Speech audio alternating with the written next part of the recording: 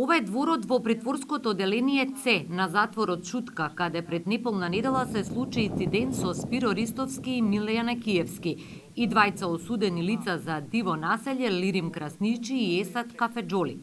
Во ова шеталиште има само еден стражар кој ги надгледува притворените. Тој алармирал кога се случил инцидентот и за 30 секунди, вели директорот во оставка Котевски, на шеталиштето дошле и други стражари. Ако европскиот стандард препорачува еден чувар за двајца притвореници, во Шутка на секој 4 притвореници има по еден чувар. Дали точно утврдивте што се случило?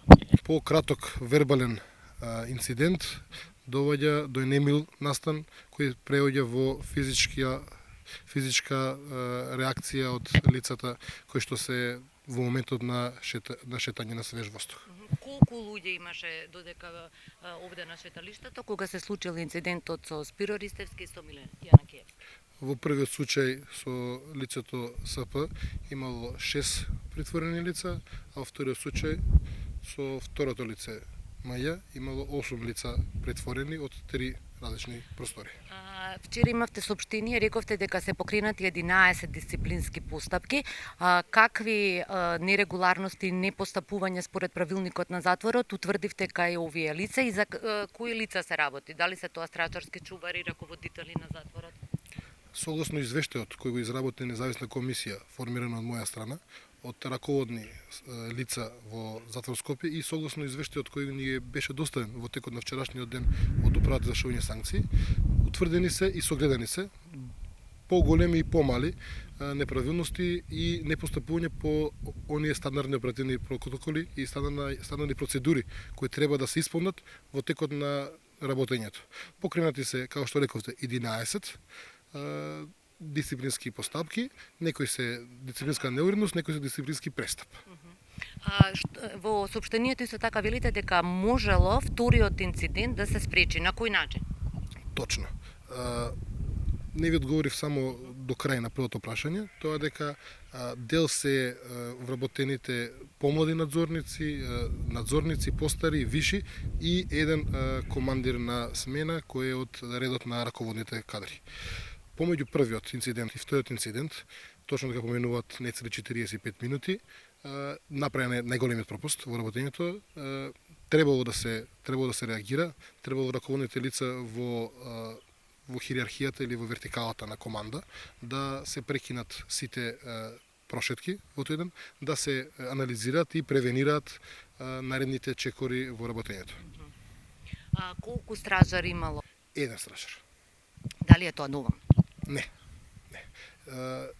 Јас како директор тука сум од јануари месец 2018 година, заедно и преку управата извршување санкции, заедно со директорот на управата господин Јовица Стојановиќ, многу пати се обидувавме и успеавме во текот на 2018 година да добиеме одреден број на вработувања кои се недоволни.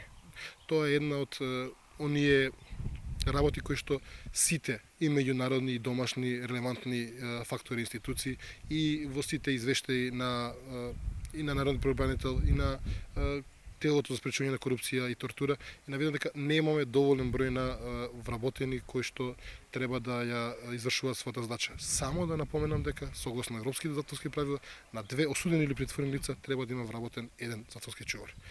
Ние успеавме во почетокот или од февруари месец 2019 година да вработиме само 15 нови затворски полицајци. А да напоменам дека во текот на 2018 година 10 вработени од секторно обезбедување или затворска полиција, надзорници, по природен пат на пензионирање, по отказ се замина. Мораме да кажеме дека и старосната граница на вработените е многу висока и може да очекуваме во наредните 2, 3, 4 години да имаме тенденција на одлив на кадри. Итно и потребно е инвестиција во кадар, едукација на веќе постоечкиот, но и примање на нови лица. Народниот правобранител беше овдекан или представници од канцеларијата на Народниот правобранител и во нивниот извештај пишува дека видеокамерите кои што се поставени овде, кои што требале да следат што се случува овде на читалиштето, биле со слаб квалитет и не можеле да утврдат дали имало вербална расправја пред да се случи инцидентот. Во каква состојба се видеокамерите? Надзорот што го изврши Народниот правобранител, надзорот што го изврши Управата за извршување санкција, се исто извештајот што го изработи комисијата формирана од Затвор Скопје, ги нотира тие работи. Последен пат во делот на инвестиции во видеонадзор, во материјално-технички средства кои помагаат во работењето на затворска полиција 2006 година. Тие камери се со послаб квалитет. Има записи, се гледаат нештата што се случуваат, но одговор вие дека во 2006 година квалитетот на снимката и дотрајноста на таа опрема си го прави своето. Да напоменам дека само 8 камери имаме набавено и тоа во оваа година 2019. Добро, сепак да се вратиме на инцидентот. Дали од видеокамерите може да се утврди што се случило? Секако се гледа, може би не се гледаат со некоја 4К резолуција или HD снимка, не е, но се гледаат силуетите, се гледаат лицата, се познават по нивната облека, кои лица се, што лица се. Зошто не се направи безбедносна проценка и дали е тука пропустот да тие лица заедно шетаат овде или било и претходно тие шетале заедно овдека на ова место? За притворениците зборува. Особено за вториот случај и за вториот немил инцидент, за кој што уште ќе повторам дека и јас жалам и управата на затворот жали, не постоја никакви индиции, ниту еден параметар во делот на проценката на ризикот ни укажува дека може да се деси таков настан, бидејќи лицето Маја во 2018 година престојуваше 3 недели во притвор и секојдневно шеташе на чист воздух со лица кои што биле осудени заедно со лицето што беше во конфликтот, со лицето Маја, за дело поврзано со Куманово или Кумановската група. Сега се одвоени? Сега Да. Киевски пуштен. Какви мерки презедовте после инцидентот? Низа мерки се преземени. Голем дел од нив се нотирани во извештајот на Управата за извршување санкции и тоа е веќе отпочнато со реализација. Променети се собите, променет е планот на прошетки, нотирани се оние грешки и веќе издадени се наредби и нов правец на работа. Очекуваме дека во текот на утрешниот ден и ќе инвестираме во зголемување на оние технички средства кои ни се потребни за безбедност. Побарани се дополнителни средства од Управата за извршување санкции за правда, инвестиции за блокатори на сигнал за мобилни телефони и инвестиции за нов видео надзор. Видовме и фейсбук пораки од притвореници. При контролата на Народниот правобранител дека при посетата нашле и телефони и марихуана. Еден од најголемите предизвици кои што се среќаваат и најсофистицираните, најмодерните затвори и во Европа и во Америка и се мобилни телефони и внесот на дрога. Ние во последната година напорно работиме и се обидуваме да го спречиме тој внес, но знаете дека притворените лица осудените се еден чекор пред нас и секогаш изнаоѓаат начин да тоа се внесе. Во едно интервју на директор на Управата за извршување санкции, господин Стојановиќ, даде еден од каналите, но јас ќе ви покажам и дека еве оваа мрежа е 7 години стара. Веќе е набавена нова и веќе во текот на утрешниот ден ќе го покриеме ова шеталиште со нова мрежа, која ќе биде помош наша за дофрлување од страна на улицата на тие недозволени материи да не влезат тука. Затвор Скопје не поседува куче трагач за опојни средства, но преку Управата за извршување санкции сме веќе во комуникација и мислам дека во текот на наредната недела кучето кое го има во затворот Идризо ќе ни биде на располагање. Видовме на Фейсбук и закани беа упатени од дел од притворените лица овде. Како е можно притвореници да имаат мобилни телефони, да имаат пристап до Фейсбук? Едната група која на социјалните мрежи упатила порака или закана не е во Затвор Скопје, а едното лице е тука и работиме на случајот да го расчистиме. Уште не сте го расчистили случајот? Го расчистиме. Како? Пронедени се дозорни средства и се одземени. Како успеал мобилниот телефон да се внесе? На тоа прашање се уште немам одговор после одредено време. Се надевам дека ќе успееме, бидејќи и во текот на вчерашниот ден успеавме да пресечеме канал поголем на 10 мобилни телефони, така да работиме макотрпно. На кој начин се обидува да ги пренесат мобилните телефони вчера? Тоа прашање не може да одговорам, бидејќи се постојат безбедносни мерки кои се преземат и не може да... Зголемен е бројот на стражари овдека сега? Во моментот се ангажирани дополнително од собствен потенцијал лица, значи намалена е можноста за нов ризик и за нови инциденти не би настани, но секогаш ако две лица сакаат да направат инцидент, ние не можеме да бидеме во нив внатре да знаеме што на умилени.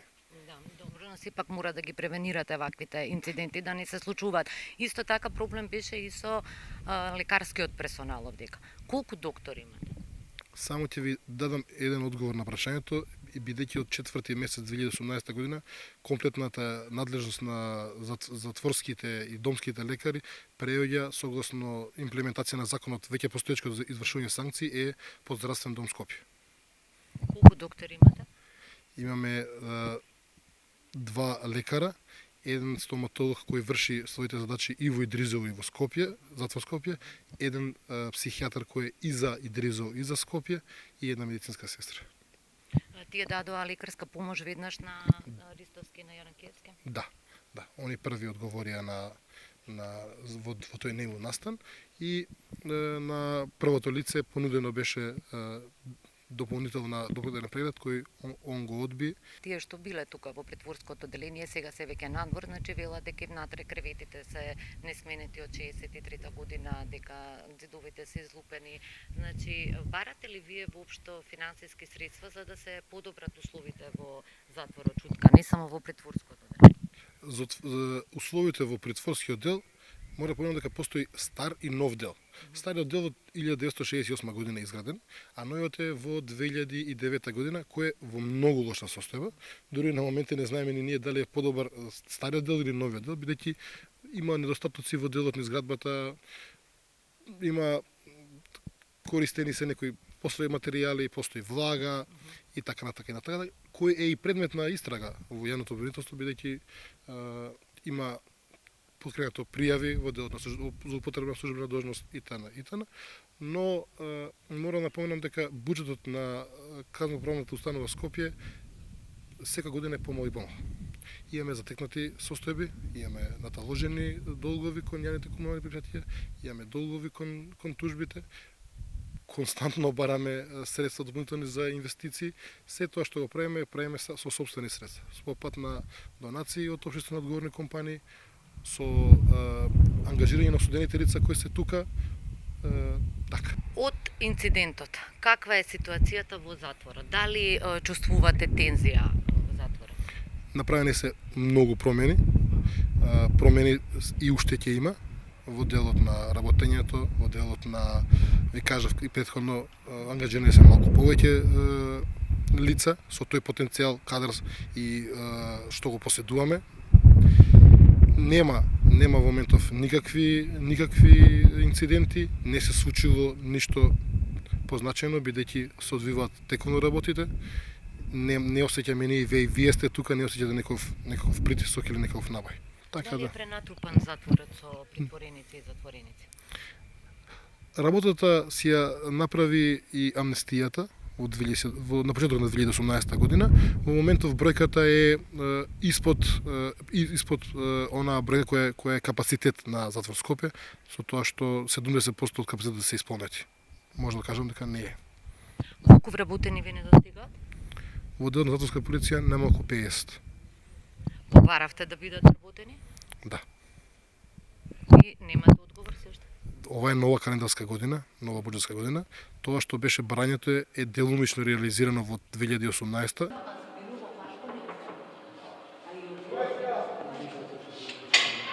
Сега сме во надлежниот дел на притворското одделение на затворот Шутка.